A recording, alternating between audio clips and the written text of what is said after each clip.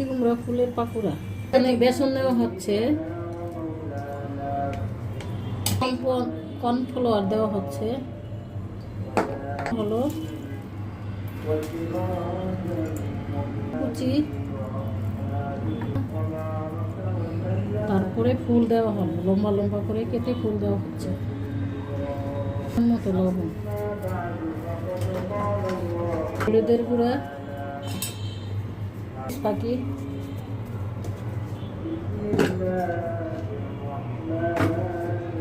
পানি দিলাম, একটু মাখানো হচ্ছে।